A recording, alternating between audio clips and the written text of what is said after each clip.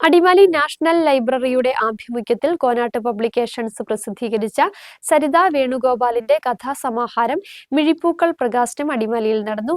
Adimali national library ഹാളിൽ നടന്ന ചടങ്ങ് അടിമാലി ഗ്രാമപഞ്ചായത്ത് പ്രസിഡന്റ് സൗമ്യ അനിൽ ഉദ്ഘാടനം ചെയ്തു. കവിയും മാധ്യമപ്രവർത്തകനുമായ അക്ബർ കവി ജിജോ രാജകുമാരിക്ക് നൽകി പുസ്തകത്തിന്റെ പ്രകാശന കർമ്മം നിർവഹിച്ചു.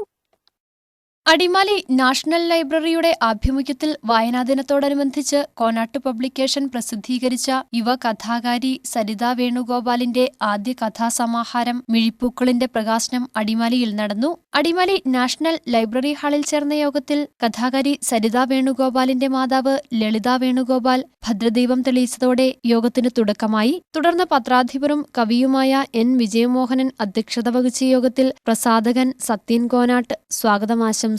അടിമാലി ഗ്രാമപഞ്ചായത്ത് പ്രസിഡന്റ് സൗമ്യ അനിൽ യോഗത്തിന്റെ ഉദ്ഘാടനം നിർവഹിച്ചു.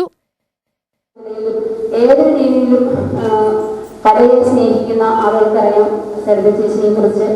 ആ ഒരു ആളുടെ പുസ്തക പ്രകാശനത്തിന് വന്നിരിക്കുന്ന എല്ലാവരുടെയും അഭിഭാവത്തോടുകൂടി ഈ മിഴിപ്പൂക്കൾ എന്ന ഈ പ്രകാശനം ചെയ്യുന്ന യോഗം ഔപചാരികമായി ഉദ്ഘാടനം നിർത്തട്ടെ. നന്ദി, നമസ്കാരം.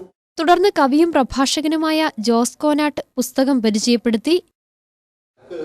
ചെയ്യുന്ന ജോലി 24 മണിക്കൂറിനുള്ളിൽ ഒരു പെണ്ണ് ചെയ്യുന്ന ജോലി എത്ര സ്ത്രീപക്ഷ കഥയാണെന്നറിയാം. ഒരു പെണ്ണ് അടുക്കളയിൽ തേഞ്ഞു തീരുന്ന ഉപകരണങ്ങളായി മാറുന്ന സ്ത്രീകളെ പ്രതിനിധീകരിക്കുന്ന ഒന്നാം തരം കഥ. അത് പറയാതെ പറയുകയാണ് ആ കഥ. എന്നിട്ട് ഈ കുട്ടിയെ ഇടയ്ക്ക് ശ്രദ്ധിക്കുന്നുണ്ട് അമ്മ. പക്ഷേ ഇത്തിരി മീനും കൂടി എന്ന് പറഞ്ഞാൽ കുട്ടി നിൽക്കുന്നുണ്ട്.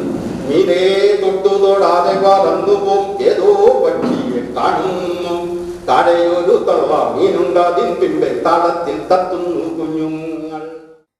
കവിയും മാധ്യമപ്രവർത്തകനുമായ അക്ബർ കവിയും മാധ്യമപ്രവർത്തകനുമായ ജിജോ രാജകുമാരിക്ക് നൽകി പുസ്തക പ്രകാശനം നിർവഹിച്ചു.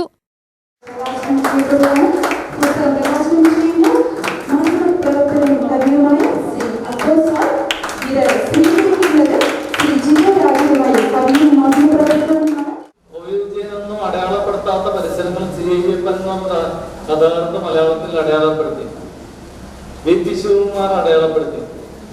അങ്ങനെ കാലത്തെ ഇതിൽ നിന്ന് ഒത്തിരി പേരുണ്ട്. വിക്ടർ ലിനസ് അടയാളപ്പെടുത്തി, യു ജയരാജ് അടയാളപ്പെടുത്തി മലയാള കഥയിൽ. അങ്ങനെ വ്യത്യസ്തമായ രീതിയിൽ എപ്പോഴും കഥകൾ വന്നുകൊണ്ടിരിക്കും.